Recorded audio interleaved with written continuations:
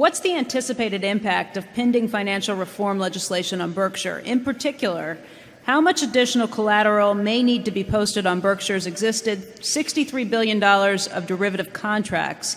And could Berkshire get too close to its minimum requirement of $20 billion of cash on hand as a result? As I understand the bill now, the one that got presented a couple of days ago,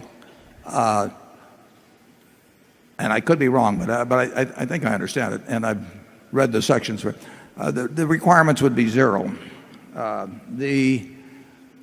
If we were found, Berkshire were found, to be and I don't know the exact term in the bill, but basically dangerous to the system by the Secretary of the Treasury, or I believe some commission, then we could be required to post collateral on retroactive contracts, on contracts that were written in the past. I think the chances of us being regarded as a danger to the system when we have 250 contracts and other companies have 1 million contracts. Our position was described in the Journal not long ago as huge.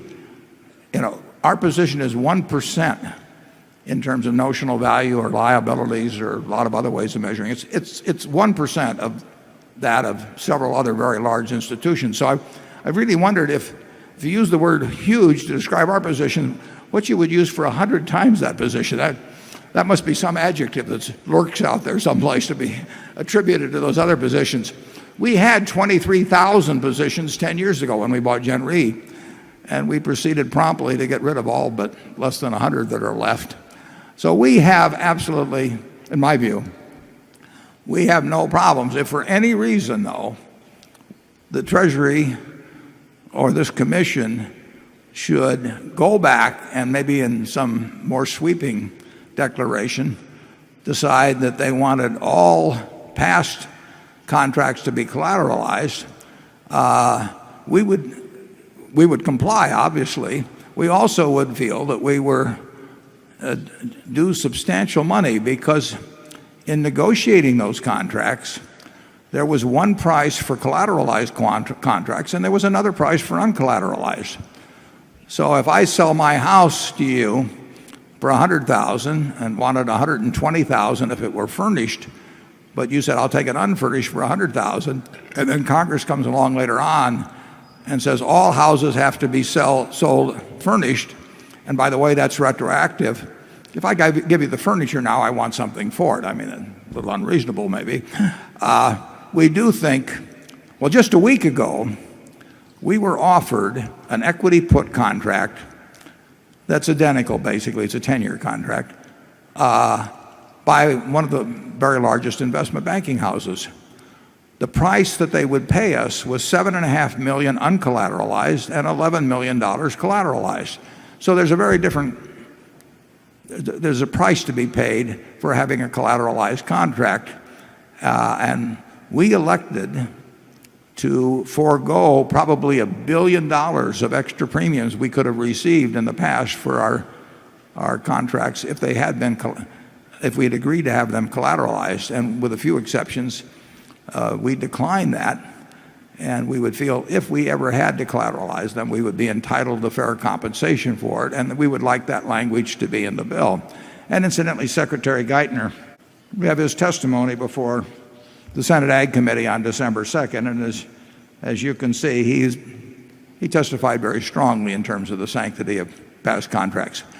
But if the bill passes tomorrow, and the way it reads to us and to our attorneys, we would not have to put up a dime, and I would think there might be some other companies that would be determined to be dangerous to the system before Berkshire Hathaway would be. So I don't see any consequences unless there's some sweeping declaration that any company of a certain size that has derivatives shall be required to put up collateral. And if that's required, we will, and it would be no problem.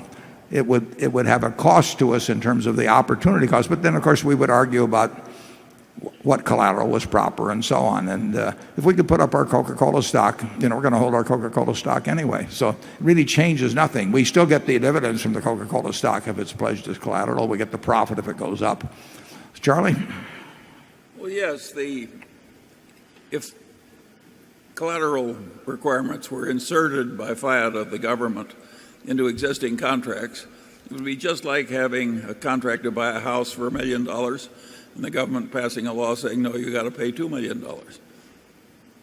I mean, it would be of dubious constitutionality, and it would be both unfair and stupid. I don't think the government is that crazy. Plus, I think what they would see, there's a whole list. In fact, I think I've got a page even for that. And this is just a sample page of people who oppose putting up collateral, being required to put up collateral prospectively. And you'll see IBM, you'll see Ford Motor, you'll see 3M, you'll see HCA. I mean, there's all kinds of companies who don't want to do it in the future. We don't care what we do in the future as long as we get paid for it. And so this is not anything that is peculiar to Berkshire at all. In fact, we happen to be in a different position than the IBMs and the 3Ms and those of the world in respect to this. As long as we get paid for it, we're indifferent to what the rules are going forward. But considering the fact that we took lesser premiums in the past, we would not like something retroactively to take money out of our pocket. But bear in mind, Burlington Northern, when we buy it, it has some fuel contracts. Mid-American has energy contracts. There was a story in Business Week about Anheuser-Busch a couple of weeks ago, and they say we don't want to take money out of our business and send it to Wall Street as a deposit on collateral.